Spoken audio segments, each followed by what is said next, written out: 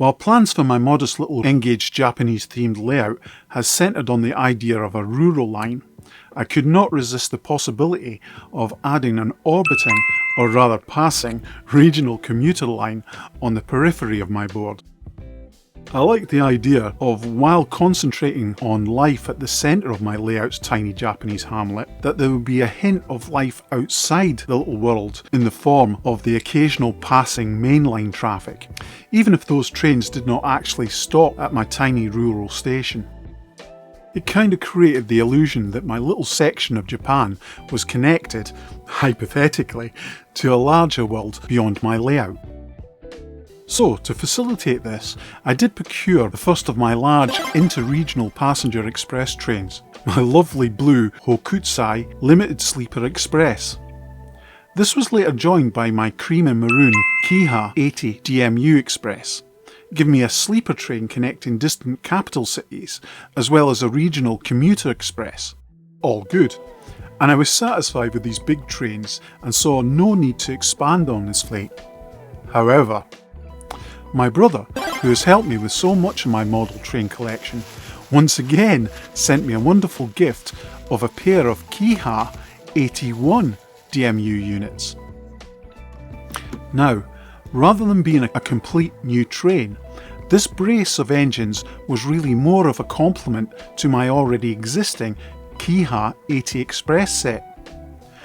Despite the nomenclature, the Kiha 81 units actually predate my Kiha 80 engines and so could be mated with my current set of coaches to make a representation of a slightly earlier express train which ran from the 1960s and 70s. Nice. However, there was one teeny tiny cloud which dogged this simple plan. These two engines were of an unknown manufacturer and were made of die-cast metal. This is a first for me. Every other engine and wagon I own in N-Gage is made of plastic, and I have never heard of or seen a metal railway model before. And this posed the question, could my Kiha power coach push and pull these heavier units? You see, the Kiha 80 train is one of those model railway oddities that is powered not by its leading engine, but rather by a motor hidden inside the second coach. I have never quite understood why this should be the case. Perhaps someone could tell me in the comments. But it means that the whole train of 2 engines and 4 carriages is actually run by the second fake coach. Odd it may be, but it actually works perfectly in its plastic form. Because of my concerns about the far heavier metal engines, I decided to first of all weigh both the Kiha 80 and the Kiha 81 units to see how marked the differences were. It turned out that the metal units were approximately double the weight of the plastic units. So would the power coach unit be able to handle all this extra weight? Well, there was only one way to find out. So I began by attaching one of the metal faux engine units to the front of the power carriage and carefully sent it round a test loop of track. The results were not positive. While the power unit managed to push the metal engine along a simple straight, it struggled with even the fairly gentle curve that I'd set up, to the point in fact that the little train simply ground to a halt on occasion and refused to negotiate the curves. Not good. I had to resort to really cranking up the power from my controller, and eventually I did manage to get the pair running around the track fairly smoothly. However, there was quite a lot of noise coming from the power coach, and it was obviously causing the little motor a lot of stress.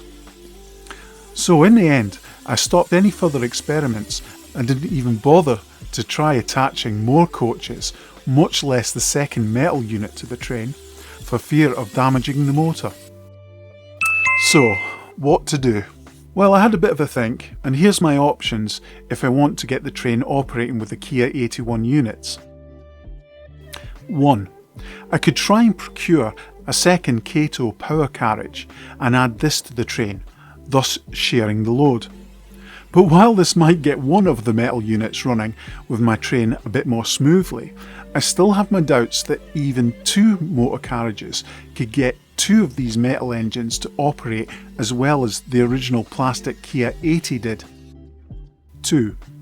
I could do some extra research and try and identify the manufacturer of these metal Kia 81s and see if they made a compatible motor unit that would be powerful enough to drive these engines. I don't hold out much hope for this idea, but we can but try. Well, hello again guys. After a bit of delving online, I think I've solved the issue of why these 2 die-cast Kia 81s don't run very well on my track. Really, the clue was there from the beginning, though I just didn't realise it due to the lack of my model railway experience. That these models were die-cast metal should have alerted me to something fishy about them from the start. But in my and my brother's defence, these models look so nice that they masked the fact that they were not, in actual fact, model railway models at all. These Kia 81s are die-cast display models made by Del Prado Collectibles and are meant to be mounted on a presentation base and not meant to run at all. While they are modelled approximately in continental N gauge, they are slightly out.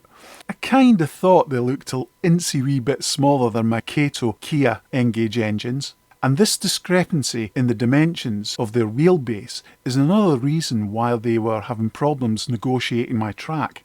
So there you go, mystery solved. And by mystery, it was only really a mystery to me as a model railway newbie, and I'm sure that many of you watching this video so far spotted my mistake and were shouting at the screen about my cluelessness. The upshot is, these models may never actually run at all, but now this whole cock-up on my part has left me yearning for a set of real N-gauge Kia 81 engines.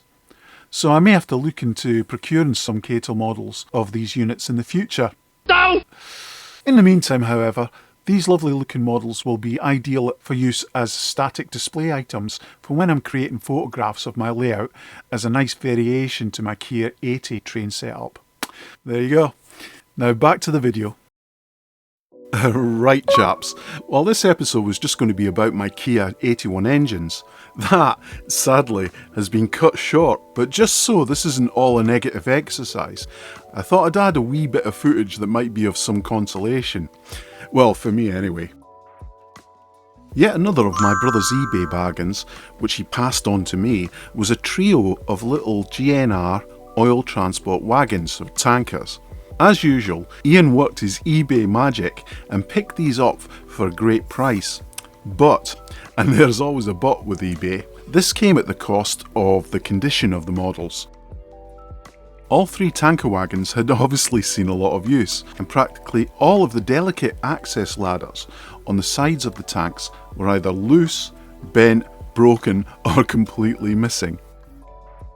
So, rather than attempt to repair them, and I did try, and the thin plastic simply snapped while trying to straighten them again, I decided that the best course was to replace all the ladders with some third-party N-scale ones. Luckily, ladders in this scale are plentiful and cheap, and I soon had a packet of both white metal ones and some etched brass ones too. The white metal ones turned out to be a little too soft and bendy, so I plumped for the metal ones instead. I snipped the tiny lengths of ladder to sizes that matched the original plastic ones on the wagons. 6 in total, with 2 ladders per tanker wagon. Before attaching the ladders though, I give them all a coat of black spray paint, and once this was dry, I tentatively superglued the flimsy little ladders to the sides of the tankers, leading up to the gantry on top. It was a simple repair, but made the world of difference, and now the wagons look nearly new again. These are wonderful additions to my rolling stock and complement my little DIY diesel perfectly, as you can see in the video. I think this set would definitely benefit from the addition of a couple more of these tankers to make a longer rake of wagons, so I'll have to keep my eye out, and by that I mean my brother will have to keep his eye out, hint hint, to see if any more turn up on eBay. Anyway, At least that's a more upbeat note on which to conclude this episode of Milgeekachoo. Once again, I'd like to thank all my viewers for their kind support and feedback, and hopefully I'll see you again soon. Happy hobbies.